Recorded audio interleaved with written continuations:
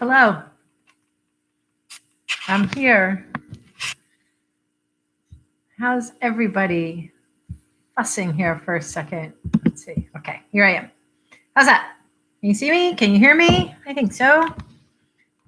Can I see and hear you? No. No, I can't, but I think you're out there. So hello, welcome.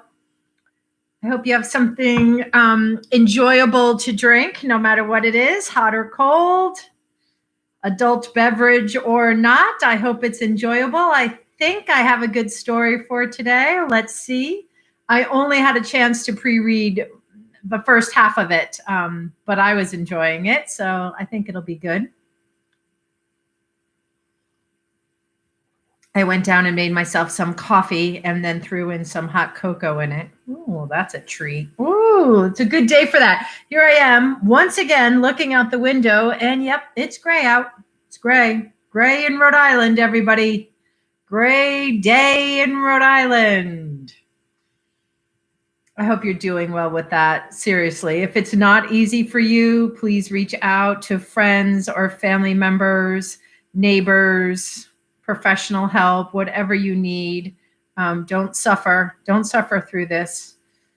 But maybe you're enjoying the gray. And maybe you just need to come visit your local library here, and we'll send you home with a puzzle and some magazines, something to read. I know I did. I'm on my second puzzle. It's been lovely, very enjoyable. Except that it was missing tons of pieces. Eight pieces it was missing, the one that I first did. Oh, I was pissed. So I came to work today and deleted that one from the collection. Now I'm working on another. Let's hope it has the pieces. I'm not sure. I'm not sure. But my drink is yummy. Okay, let's get started because I do have a bit of a story. I hope my drink stays warm. If not, I'll nuke it. I don't think it's going to stay warm. Okay, so I am reading one of my new faves.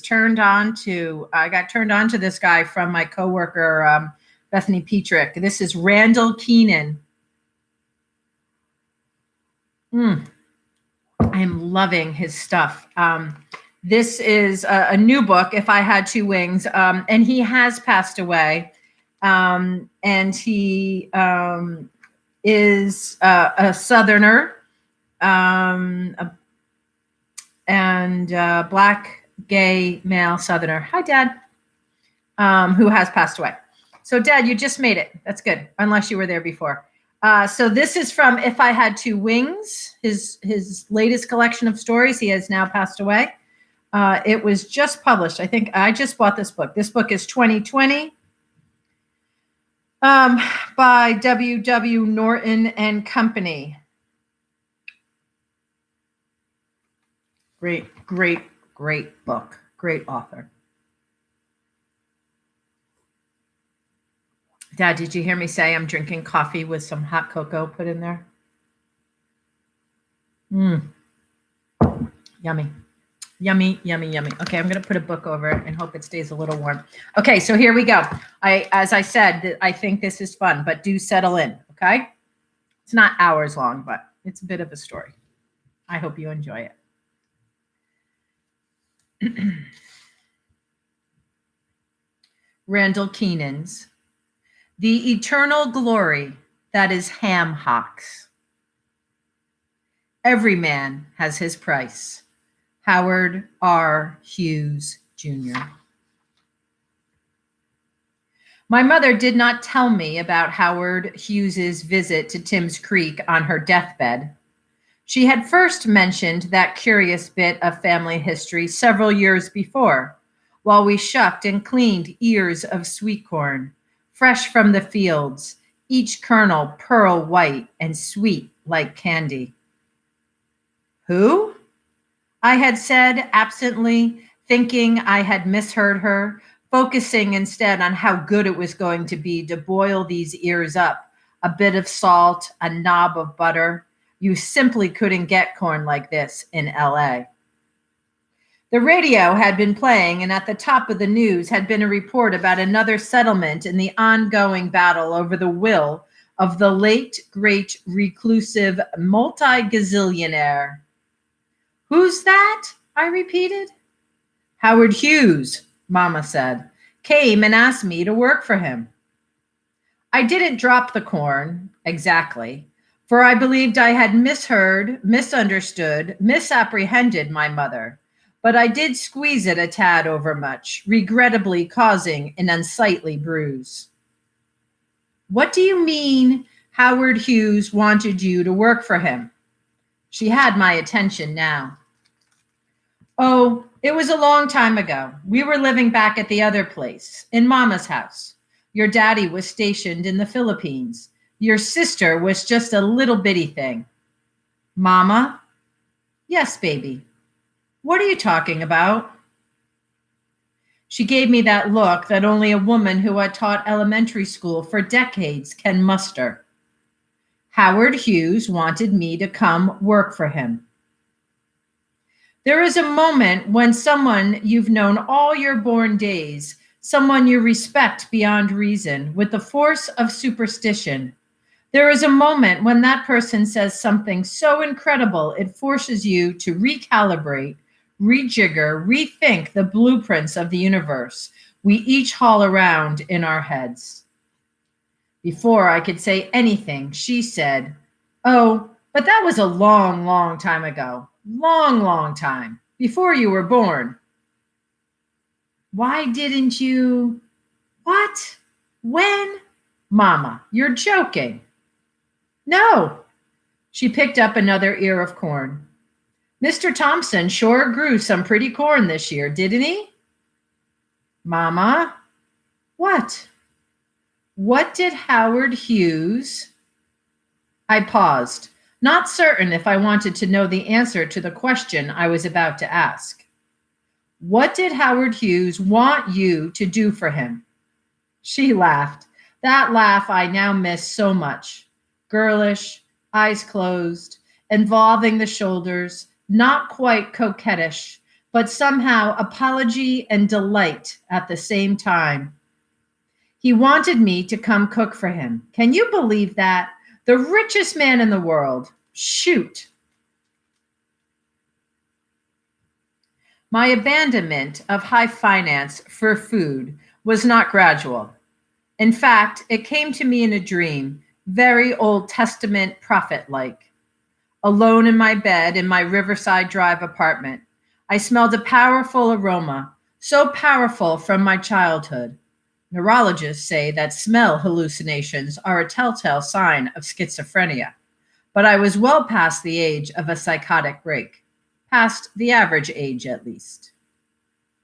In my dream, I arose and walked to the kitchen, and there on the butcher's block, I didn't actually own a butcher's block at the time, but it seemed right that I would in this olfactory dream of mine.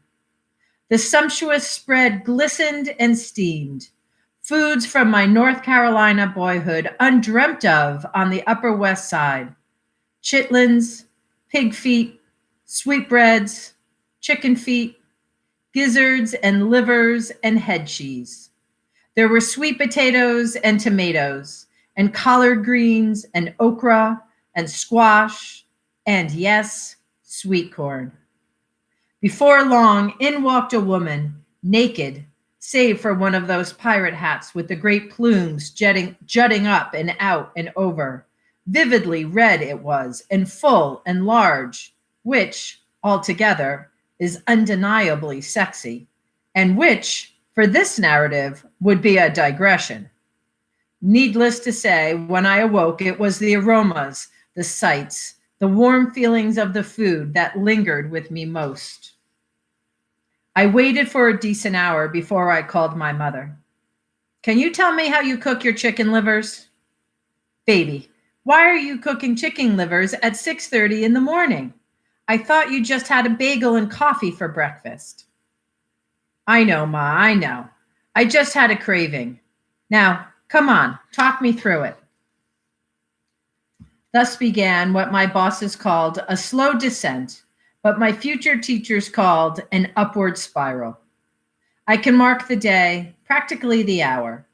Thereafter, I would call home almost daily, often before shopping and while cooking, to pick my mother's brain and to get her advice. I would go home more frequently to watch her in action, to see how she washed the greens, to see what she put in the water with her hog mauls, to learn her seasonings, her timing, her heat. I was learning a new definition of love. Between my dad's love of history and my mom's love of learning in general and her wide reading, it's not hard to figure out how I'd chosen law. Applying law to investment banking was not quite so obvious, but after 5 years, I knew the world of bonds and stocks and mergers and acquisitions was not going to be for me. When I told Mama I was quitting Drexel and had been admitted to a top-flight culinary school in Vermont, her sigh of apparent relief made me smile and made me feel a quantity of relief myself. Aileen Gano Hughes died during childbirth. She was 39 years old.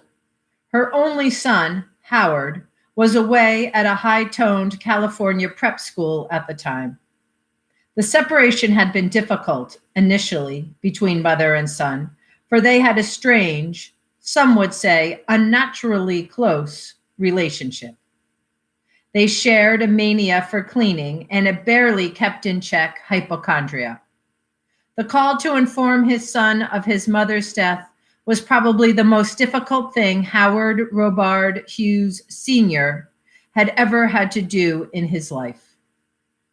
By all accounts, though not a particularly good man, a man who found it difficult to keep his penis in his pants when it came to other women, a man who preferred to be away from home most of the time, he felt a love for his wife and child that was nonetheless genuine.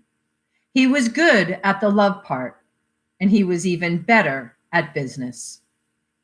Originally a wildcat Texan oil man of middling accomplishments, Daddy Hughes one day realized there might be some serious cash money in building a better drill bit.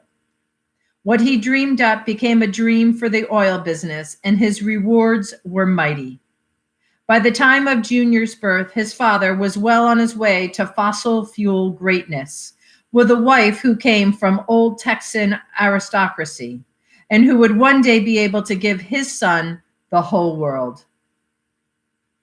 Howard Sr. built a sprawling brick mansion on Yoakum Boulevard in Houston's well-heeled South Side in 1910. After Aileen's funeral, young Howard returned to the Thacker School in California, but Howard Sr. wanted his son back in Houston with him. The father argued with the school's headmaster, who thought being away with boys his own age, learning, would be far better for the boy than to be at home with an overindulgent father. But after a year, Howard R. Hughes Sr. got his way, and his 17-year-old son returned to his side at the massive house on Yoakum Boulevard, where young Howard would meet a young woman, age 30 at the time, a woman hired not long after his mother's death to cook and clean for the tiny family. Inez Cross, later Inez Cross Pickett, my grandmother. My mother never got to see my restaurant in California. I think she would have appreciated it. I cooked for her during those last years, showed her what the LA papers had dubbed Nouvelle Soul Cuisine without my prompting or blessing, but with little objection. Her favorite was my candied yams. She did not approve of my collard greens. And although she found my Frenchified calves' livers admirable, my version of her chicken livers she found incomprehensible. I could tell she was trying not to hurt my feelings. She said, "How much do you charge for this one?" When I told her, she asked, And you sell a lot of them, do you? Yes, ma'am, a good many. Now these chitlins are so creamy, so good. In 1966, there was only one motel in Crosstown, which was the closest lodging in proximity to the wee village of Timms Creek. Completed just the year before, the Crosstown Inn and Motor Lodge was modest by almost any standard, all painted cinder block and particle board and veneer, and an unfortunate nautical theme that had yet to be consigned to the dustbin of interior decorating. Only 14 units, 7 equipped with 2 twin beds, and 7 with a double each. The diner, busiest in the morning with its fried egg and ham special, was where the owner, John Bradham, earned his mortgage. The rooms were mostly used by the rare out-of-towner there to see someone in the county jail, or by families en route to the beaches, another 50 miles east. Which is why, when the 2 tall men in black suits arrived, driving their brand new and shiny black Lincoln with the California license plates, and snooped around, looking in places your average run-of-the-mill hotel overnighter never looks, it more than puzzled John Bradham. But that puzzlement would be surpassed when bright and early the tall, blonde-headed fellow came to the front desk and informed Mr. Bradham of the desire on the part of a certain unknown employer to purchase the place, lock, stock, and diner. The monetary figure that the blonde-headed man in the black suit offered was 4 times what Bradham had owed to the First Mercantile Savings and Loan, and yet, so dumbfounded, so incredulous, so perplexed was Mr. Bradham that he, after managing to pick his bottom lip up from the floor, simply said, "Well, I'm just going to have to think on that. Can you let me tell you tomorrow?" The young blonde-headed man, himself a poor shopkeeper's son from a small town in northern Utah, who found this verdant, humid East Coast hamlet peculiar, to say the least, beheld the small-town businessman with something resembling awe and even admiration. Who could say no to that kind of money? That is exactly what Noah Dietrich had asked over the telephone line when the young man made his report. Dietrich said that along with a set of choice words which offended the young Mormon's pristine sensibilities. Dietrich was the man who ran Howard Hughes's far-flung empire and who some believe was responsible for making him a billionaire. What does that little hillbilly think he is? Yes, Dietrich called John Bradham a hillbilly, which, for the record, demonstrates a deficiency in geographic knowledge on Dietrich's part. York County is in the coastal plain, and there are no hills there. Dietrich was a busy man at the moment, even busier than usual. He had just presided over the forced sale of his employer's stake in Trans World Airlines, TWA, which had netted the Texan over $500 million. And now Dietrich's boss had moved to Las Vegas and was buying casino after casino after casino. Even more aggravating was the little fact that the mysterious heir had locked himself up in a suite at the dunes and was only seeing his Mormon bodyguards. Not even his wife was allowed to see him. Dietrich was busy. Dietrich was preoccupied. Dietrich was mystified. Dietrich had his hands full. And now Howard Hughes wanted to go to bumfuck North Carolina. Jesus H. Christ on a tricycle. Every motherfucker has a price, the boss always liked to say. When Noah Dietrich told the young blonde-headed man in the black suit and impressively narrow black tie to go back to John Bradham that very minute, and when he told the upright Mormon how much to offer the thrifty Scottish-Irish businessman, it literally made the Latter-day Saint commence to sweat. He was sweating when he presented the offer. He was sweating when Bradham said, "If you want it that bad, Just show me the moolah and you can have my wife too for that kind of money. Hell, take my daughter too. Hot dog, I reckon. And by the way, who do you work for again? I'm sorry, sir, but my employer wishes to remain anonymous.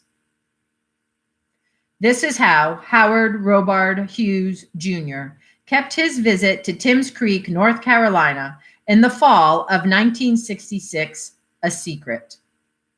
For after having set a very well-paid private investigator on the trail of the one woman named Inez Pickett, née Cross, and after she was located, and after he sent an agent to purchase the Pissant Motel to be prepared for his visit, this sum, by the way, for Hughes, who was, at the time, pulling down roughly 50 to 60 million per annum, was far less than what he offhandedly gave for a single second-hand jet. And after a team of workers drove up from Georgia, directly from the Lockheed plants with whom he had a long-standing and oh so lucrative relationship, and after they modified a few rooms to be acceptable to the boss's strict parameters. All of this happened within the course of a week, 7 days. Then, and only then, could he himself helm a DC-3 with his retinue in tow, who, to a man, and they were all men, all Mormons for the record, really hated it when the employer decided to pilot the plane. He didn't really inspire a great deal of aviatory confidence during those strange and stranger days. Thus, a week after hatching the notion to find Inez Cross, did he, shaven, pressed, fresh-looking, and ever so charming, show up at the door of my mother. Her mother, Inez Cross Pickett, had died in 1963. After his mother's death, young Howard was never quite comfortable in the Yoakum Boulevard mansion. Not only was he haunted by memories of his mother, but also by memories of a simpler, freer, and less complicated time